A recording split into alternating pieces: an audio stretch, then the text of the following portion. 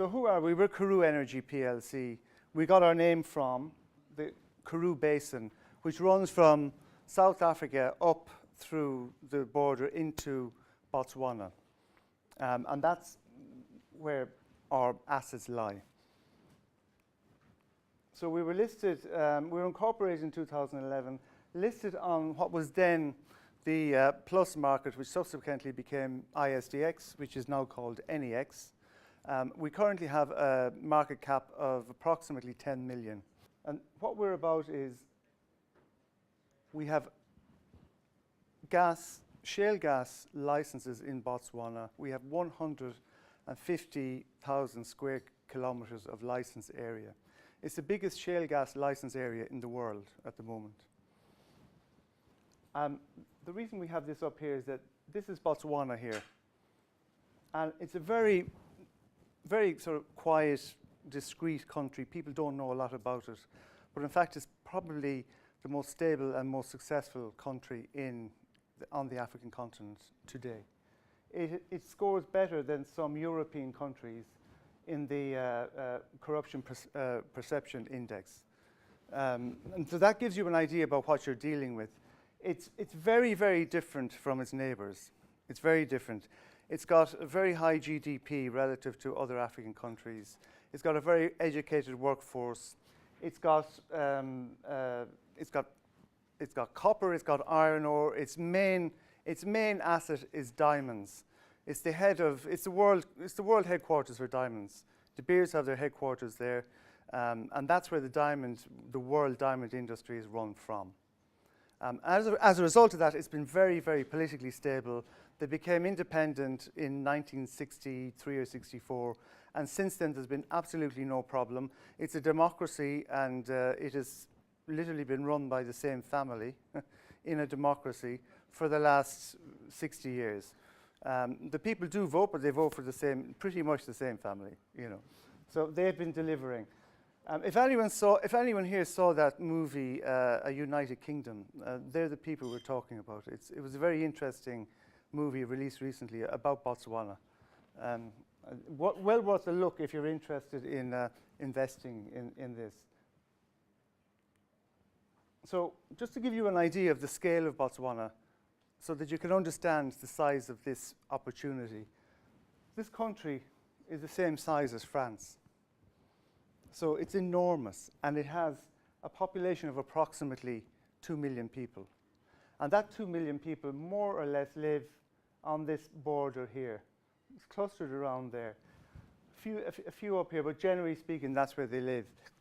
That means you have this open country full of natural resources, and accessing the natural resources is much easier than it would be, for example, in South Africa, where they have estimated shale gas reserves in South Africa of about 360 trillion cubic feet, and no one is ever going to get at it, because either the farming lobby will stop you, or someone will claim land rights, and it just becomes so complicated.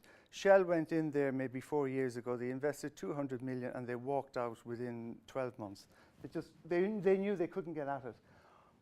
For us, we're up here. We're in a safe area, easy to access the resource. And I'll come on to why it's so interesting here. So that's just to give you an idea. That's the Karoo here in South Africa, and then it reappears up here in Botswana. I'm not going to get into the technicalities at this hour of the night. I'll put you all to sleep. But you can, the bottom line here is that there is proven gas reserves in both Botswana and South Africa. So these red areas here, there are licenses. So we have 150,000 square kilometers. It is, as I said, the biggest shale gas holding in the world. No one has anything like that. We also have 2 coal bed methane licenses. So anyone that doesn't know the difference between those two, a simple way to explain it is that coal bed methane is explored. It's like bubble wrap. You have to keep piercing little bubbles. And shale gas, which is at a much deeper level, it's like a balloon. You pierce it and then you have it. Generally speaking, the flow rates from shale gas are much more interesting than they are for CBM. CBM has a lot of technical challenges when extracting it. These four brown areas here, the dark brown areas, they're known as the low area prospective for shale gas. But the most interesting thing on this slide is that's the biggest, that purple area, that's the biggest area in the US. It's the biggest current active shale gas exploration field. So if you look at that, and that's to scale, so if you look at that and compare it to these four, it gives you a concept of what the potential is here. Now, our licenses cover 3 out of the 4 lows.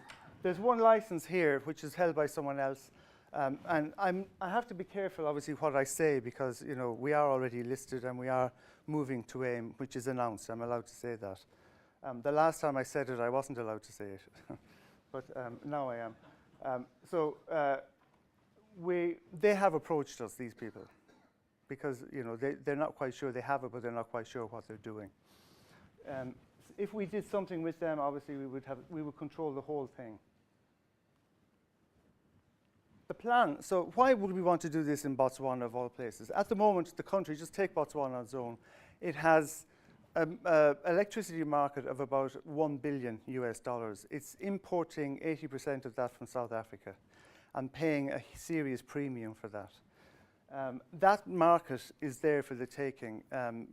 South Africa themselves don't really have enough for their own country, but they're committed through the South African, it's called SEDEC, the South African Economic Development Group of countries. So our plan is to take the gas out of the ground and to turn it into electricity on the spot with modular gas-fired turbines. They can be brought in the back of a truck, and as long as you have access to the grid, you can plug into the grid and sell your electricity. What's even more interesting, though, about this whole part of the world is they have something between 8 countries there, and it's called the Southern African Power Pool. And what they're doing, actually, they're buying and selling electricity off each other. So if you have electricity in Botswana, not only do you have a market of $800 million US at your fingertips, but you also have all of the countries surrounding. You've got Namibia, you've got Zambia, all of these countries are desperate for a reliable source of energy. So whoever cracks this, and I believe it will be us, is going to have a huge impact on this whole region. Not just Botswana itself, but the whole region. This, at the moment, on our licenses, so on 150,000 square kilometers, we have a very, very small minimum working capital requirement in terms of the size of the area. And the reason it's so small is that we are currently trying to prove estimated reserves.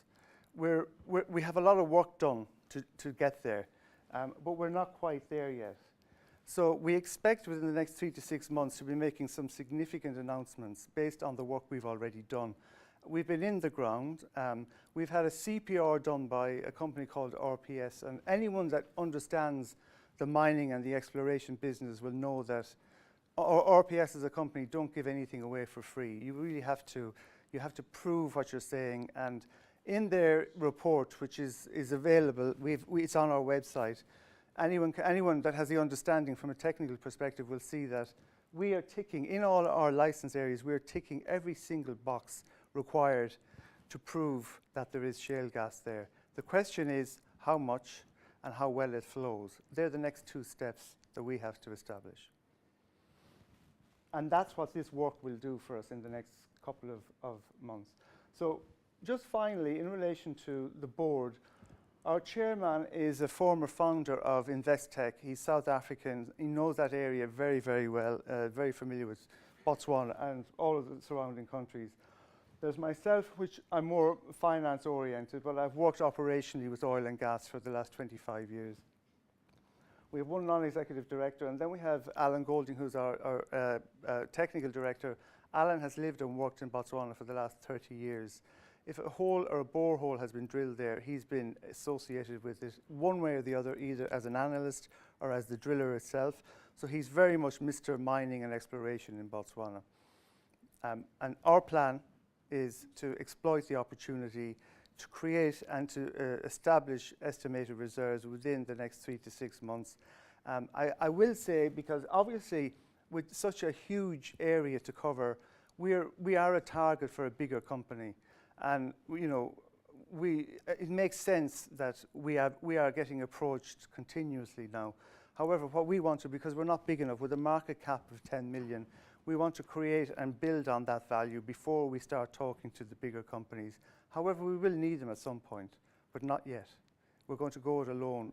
We do have 2 technical partners lined up to do the on-the-ground work with us, both of who have experience in shale gas. That is to be announced, and that in itself is an interesting development. I'll leave it at that. Thank you.